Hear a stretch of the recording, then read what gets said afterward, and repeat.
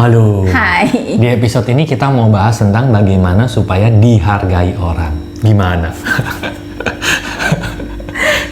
Gimana ya biar dihargai? Ya, jadi... Untuk apa dihargai? Nah, ini pertanyaannya jadi banyak banget nih. Yang pertanyaan paling dasar adalah, kenapa sih kita merasa harus dihargai orang? Kenapa merasa butuh dihargai ya? Kenapa merasa butuh dihargai gitu? Jangan-jangan kita masih punya luka emosi yang menyebabkan kebocoran tangki cinta kita. Jadi kalau misalnya ini ada tungku begitu ya, terus di bawahnya itu bocor gitu, berarti kan air seberapa banyak pun yang diisi di dalam tungku tersebut pasti akan habis pada waktunya. Kok tungku sih? Apa tungku kan perapian. Oh iya, apa namanya? Ember lah ya, gitu ya. Ya. Tandon, gitu ya.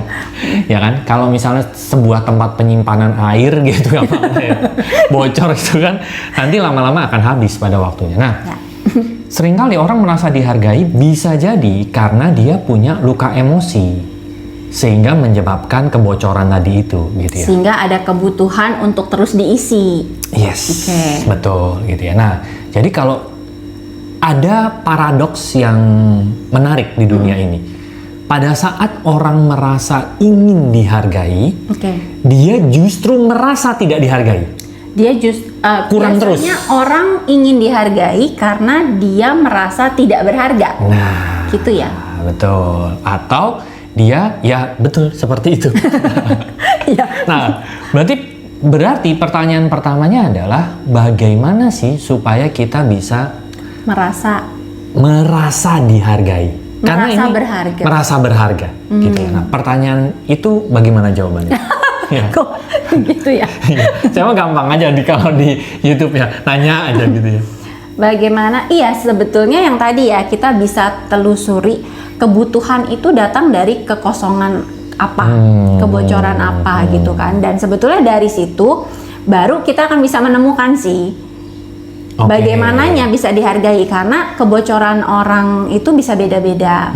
Karena mungkin pernah merasa direndahkan atau selalu merasa sering mengalami peristiwa tidak dianggap gitu ya. Atau mungkin sering dianggap nggak bisa apa-apa kayak saya gitu kan. Jadi sebetulnya begitu kita sudah menelusuri kebocorannya itu apa, kita sebetulnya jadi tahu apa yang perlu kita tambal. Dan pada saat menambal ini kita bicara tentang diri kita sendiri. Kita tidak bicara bahwa kenapa orang lain tidak menghargai saya betul, gitu ya. Dan apa yang harus diisi dari luar. Terlebih dahulu supaya wadahnya nggak kosong gitu ya. Terus itu sebetulnya perlu ditambal dulu gitu kan. Nah, jadi sebetulnya begitu kita sudah menelusuri kenapanya, kita akan tahu sebetulnya sudut pandang apa yang perlu kita geser, yang perlu kita ubah. Misalnya yang tadi kalau kita bicara peristiwa, sebetulnya peristiwa itu sesungguhnya itu bicara tentang apa, bisa dimaknai apa. Karena kadang-kadang kesimpulan bahwa kita tidak berharga, tidak layak itu hanya asumsi sebenarnya. Asumsi yang kita dapat secara bisa dibilang mungkin secara sembrono gitu ya. Oh, kalau saya nggak dapat ini berarti saya nggak berharga. Ya. Tapi kesimpulan itu yang kemudian kita pegang terus, yang akhirnya menimbulkan kebocoran, sehingga akhirnya tanpa disadari mekanisme diri kita kan hanya gimana caranya supaya gue penuh gitu kan. Sehingga ini yang menyebabkan kita mencari penghargaan. Mencari pengakuan di luar. Tapi kalau yang tadinya sudah dimaknai ulang, kita sudah bisa mendapatkan pemahaman bahwa sebetulnya peristiwa itu tidak membuat kita tidak berharga, itu kita bisa menambal ulang. Atau yang kedua, kita menemukan bahwa diri kita tuh sebetulnya berharga dengan misalnya yang contoh yang sering kita bahas adalah dengan tools human design, dengan tools gene keys. Itu kan kita sebetulnya mencari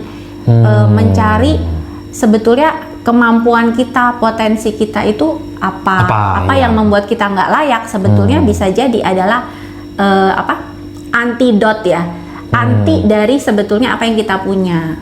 Karena contoh yang seperti yang di video sebelumnya, orang yang punya kemampuan tapi di sisi shadow-nya, di sisi frekuensi rendahnya justru seringkali merasa tidak punya kemampuan itu kan lucu ya sebenarnya. Paradoks yang menarik juga. Nah, sebetulnya begitu kita tahu harganya kita, sebetulnya itu kita mengisi rasa layak itu dulu di dalam diri kita. Begitu kita tahu, oh sebetulnya kita ini sebetulnya secara tidak langsung, secara tidak sadar kita menumbuhkan kepercayaan, rasa layak, rasa cinta. Nah, sebetulnya itu nanti yang akhirnya akan menambal kebocoran itu ya. Nah, berarti bisa dibilang begini ya.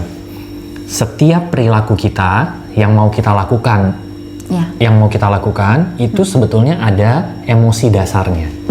Nah, misalnya kita mau melakukan perilaku A. Nah, pada saat kita mau melakukan perilaku A ini emosi dasarnya apa?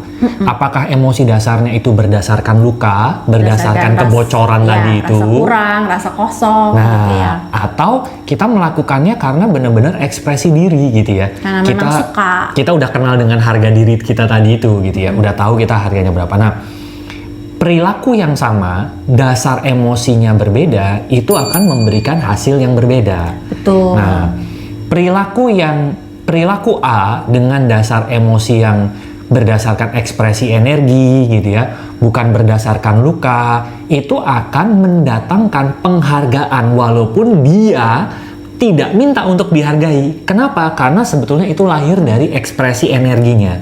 Begitu energinya berekspresi, orang kan lihat, wah gila, keren banget ya. Kerennya itu didapat karena energinya yang bekerja untuk dia. Betul. Bukan lagi saya bekerja untuk dihargai. Saya mau melakukan ini karena saya pengen dihargai gitu ya. Emosi dasarnya sudah berubah dulu. Betul. Berarti step by stepnya adalah kita kenal dulu nih. Kenapa sih kita masih pengen dihargai? Jangan-jangan kita masih punya kebocoran luka. Luka emosinya itu ya. Setelah kita udah tahu, oh ternyata base-nya tuh lukanya tuh ini. Lalu kita makin kenal sama diri kita gitu ya.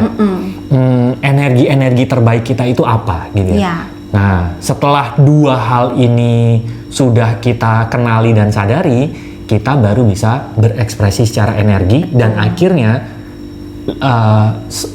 hal-hal yang di luar mengapresiasi karya-karya kita. Begitu kurang lebih. Betul. Jadi sebenarnya kita tuh ya di dunia ini nggak ada yang personal kan ya. Yang seperti kita sering bahas bahwa apa yang di luar itu adalah proyeksi dari apa yang di dalam. Sebenarnya mungkin kayak kita tuh ibaratnya kita kayak bawa pelang yang memancarkan apa yang kita rasakan. Nah, pelang ini loh yang sebetulnya direspon, dibaca, ditangkap gitu ya. Walaupun itu secara tidak kasat mata, tapi kan frekuensi energi itu kan bekerja. Jadi bisa jadi ketika kita melakukan sesuatu karena ingin dihargai, yang kita bawa itu pelangnya sebenarnya adalah saya merasa tidak berharga. Sehingga apapun yang kita lakukan di permukaan, yang orang tangkap adalah yang tadi pelang itu, oh dia nggak berharga. Jadi akhirnya orang hanya merespon balik apa yang kita pancarkan gitu kan. Tapi kalau kita berekspresi energi kata Ari tadi, maka mungkin pelang yang kita bawa adalah saya melakukan ini karena saya suka dan saya tahu I'm good at this gitu kan. Sehingga orang juga akan membaca pelang itu dan akan memberikan respon. Oh iya ya, ini keren ya gitu. Jadi sebetulnya tergantung frekuensi pelang apa yang kita bawa pada saat kita melakukan banyak hal. Nah, buat teman-teman yang belum tahu pelangnya apa, jangan-jangan kita sendiri yang bawa pelang untuk mengundang hal-hal tidak dihargai itu kan. Nah, buat teman-teman cek aja link di description gitu ya. Di situ nanti ada tombol untuk terhubung dengan WA. Kontak aja di situ, tanya-tanya. Mungkin siapa tahu teman-teman bisa berjodoh untuk private consultation sama Rusi gitu ya. Untuk tahu energi-energi terbaiknya teman-teman gitu ya. Cek aja di description. Di sana ada banyak hal yang mungkin teman-teman bisa dapatkan. Oke, kita ketemu lagi di episode mendatang. Thank you. Bye bye. See you.